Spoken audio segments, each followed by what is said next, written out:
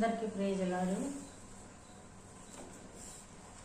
దేవుడు ఈరోజు ఒక గొప్ప బిడ్డలను మన ముందుకు తీసుకొని వస్తున్నాడు. న్యాయాధిపతుల గ్రంథము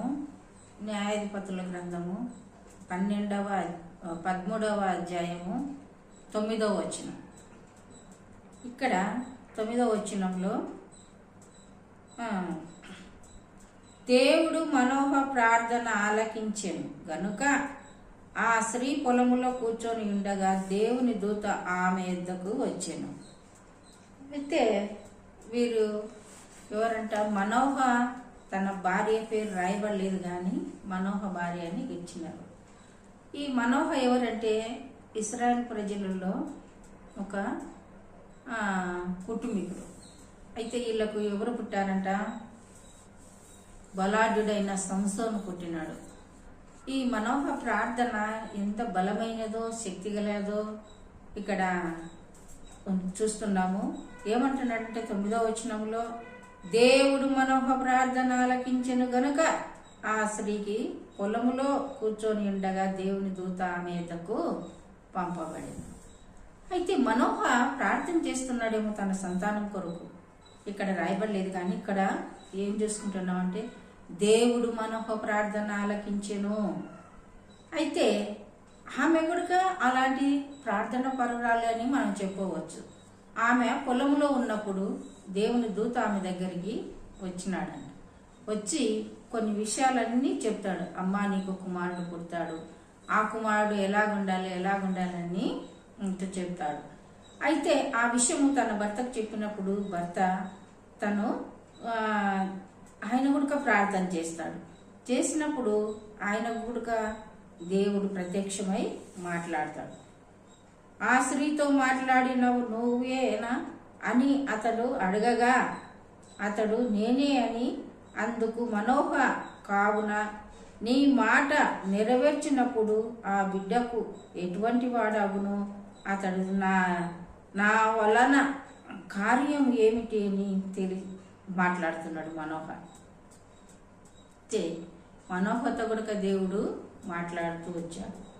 అయితే వారి ప్రార్థన ఎంత బలమైనది అంటే దేవుని దూతని కిందికి పంపించి ఆయన ప్రార్థన విన్నాడు.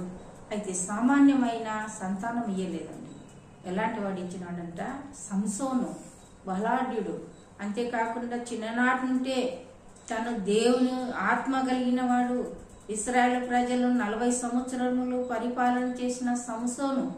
అయితే దుష్టుడు సాతాను వాడు కొంత శోధించి సంసోను తన చరిత్ర అలాగ ముగిసింది. అయితే ఇక్కడ మనోహ తన భార్య ఇంత ప్రార్థన పరులు చూడండి, అలాంటి గొప్ప బిడ్డను కనడానికి దేవుడు వారికి కృపను అనుగ్రహించాడు. అయితే పరిశుద్ధాత్మ దేవుడు నీతో నాతో మాట్లాడుతున్నాడు. నిజముగా మన ప్రార్థన పరలోకానికి వెళ్ళే ప్రార్థనగా ఉంటున్నదా? దేవుని నుంచి దూతను పంపించే ప్రార్థనగా ఉంటున్నదా? ఒకవేళ వారికి సంతానము కొరతగా ఉంది కాబట్టి వారు ఆ విషయం కొరకు ప్రార్థన చేశారు. అయితే ప్రియమైన బిడ్డ, నువ్వు ఎలాంటి కొరతలు ఉంటున్నావు?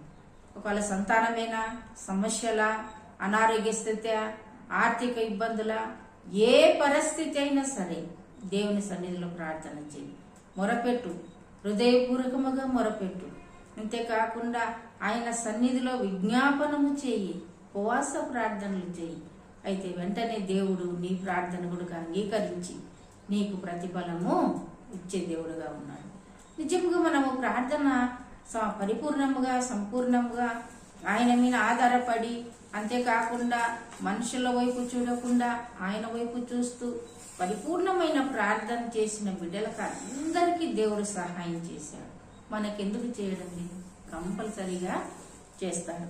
అందుకే అడుగువారు పరిపూర్ణముగా అడగమంటున్నాడు. అడుగు ప్రతి వానికి నేను ఇస్తానని సెలవిచ్చిన దేవుడు. తట్టుడు తీయబడును, వెదుకుడు దొరుకును. అంతేకాకుండా దేవుడు మనలను ఎక్కువ దుఃఖ పెట్టాడండి.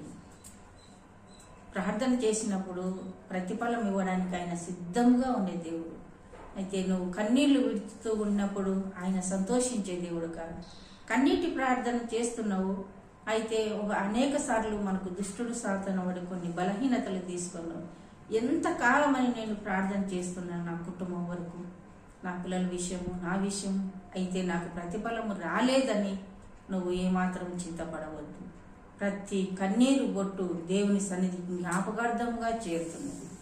అయితే ఆయన సమయంలో నీకు సహాయం చేసేంత వరకు నీ కన్నులు, నీ హృదయం ఆయన తట్టే ఎత్తాలి. ఖచ్చితంగా దేవుడు సహాయం చేసి నమ్మదగిన దేవుడు, ఆయన ప్రాణాన్ని బలిగా అర్పించిన దేవుడు సహాయం చేయడా? అయితే నమ్మాలి. నమ్ముట నీ వలనైతే నమ్మువానికి సమస్తము సాధ్యం. దేవుడి కొన్ని మాటలు దీవించి ఆశీర్వదించను గాక.